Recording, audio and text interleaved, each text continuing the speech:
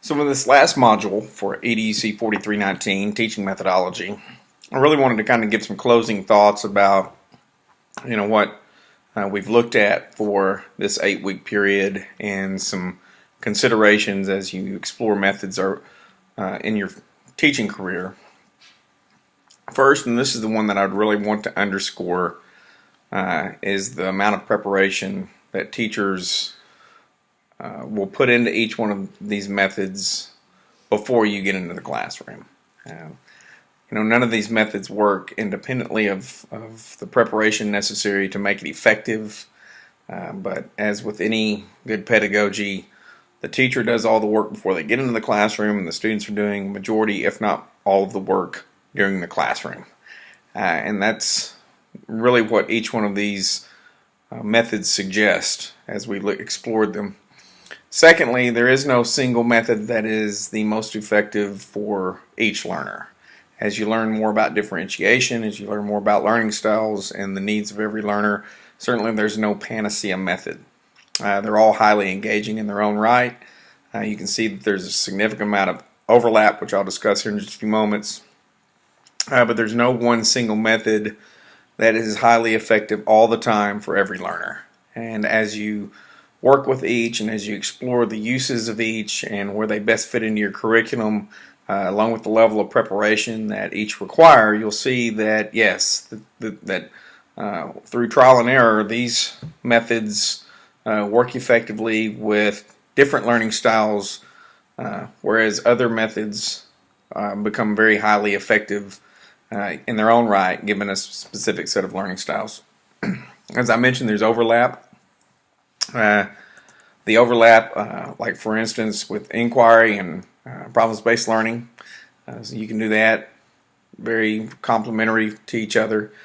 Same thing with cooperative learning. Cooperative learning can probably work with almost every one of these different methods, so there's overlap, a lot of overlap, and I think that's another part of that. There's no single method mindset, is that as you work with both or work with all of these different methods, you'll see where there's overlap and where there needs to be overlap and how they can work efficiently together in the classroom.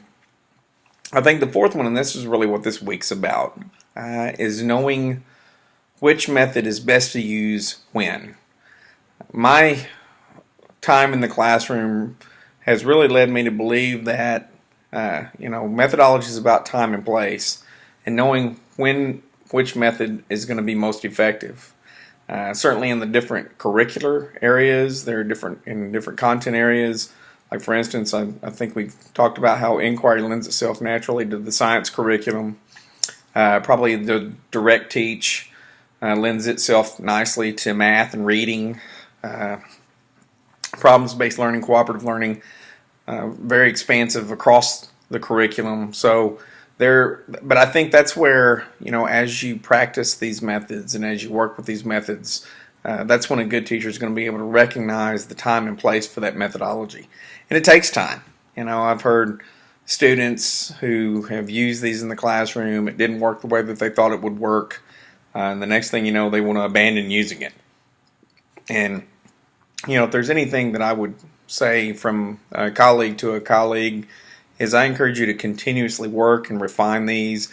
Obviously, we talk about preparation time, but that preparation time really kind of shrinks, as you use this and you become more familiar with what you want to do, your outcomes, and how you can assess these different methods. I think that's always a challenge, and certainly during the discussion threads of this 8-week course, that those were highlighted in the discussion about how to assess certain things. And yes, as you work and you better understand assessment, and as you work and better understand methodology, you start to see the relationship and where that's most effective.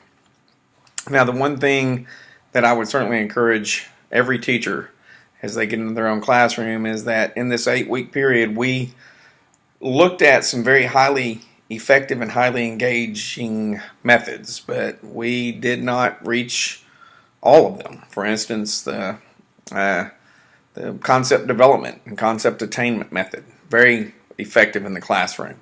Again, very similar to direct teach in the sense that there's a lot of teacher-led to student-led transition there. case study method, very similar to inquiry or guided inquiry, except you're really looking at different cases and having students unpack the relationships that are involved in those cases. Values clarification, certainly excellent in a moral dilemma or in an ethical dilemma, and we see that across the curriculum. Also jurisprudential, which is very obviously emerged in kind of a legal context, but that is asking students to evaluate their position regarding certain material. All of those are methods that, unfortunately we didn't have time to explore. And again, like the other methods, they have their place that best fits into the curriculum. The one thing that, and this would be kind of my closing point, is as you continue to emerge as a professional teacher, time is not going to be your friend. It's always your adversary. But how you package this method and how you unpack it in the classroom and how the students engage at a very high level, time is also not as going to be adversarial as you think. And so I encourage you to explore the methods that we didn't necessarily get a chance to explore in this 8-week course. Continue to work and refine that level of methodology, and certainly you'll find the best time, the best place, and the best curriculum in which it fits. One last thought, and this is just after spending time with secondary math candidates. Math is the one curriculum that I'm going to use a us versus them kind of mindset. They think that none of this applies to them. Is that, oh, well, those are for the humanities, or, even in science. Science can be heavy math, but, oh, well, you have the chance for inquiry. No. Now, granted, there are some things that best fit math that doesn't necessarily fit with other curricular areas, but don't ever think, well, this will work in every content area except for math. And that's not true. There's plenty of opportunity for this to work in math, and frankly, that's why I think a lot of students don't connect with math, is because the math teacher doesn't use any of these methods. Is that there are values clarification opportunities in mathematics, but we don't ask them those questions because we're too busy trying to get them to solve the problem, and we think that's all math is. So to kind of envelop that and bring it back into this particular course these are all cross-curricular methods. So as you explore them and as you refine them, never look at it as, well, I can't use it here. The key is, which one can you use and which one best fits in the context of what it is that you're trying to accomplish. So, to me, the methodology is the fun part of teaching. Don't overteach it, but don't underteach it either. And the students, they'll certainly engage with these methods. So, good luck with it, and continue to explore and grow.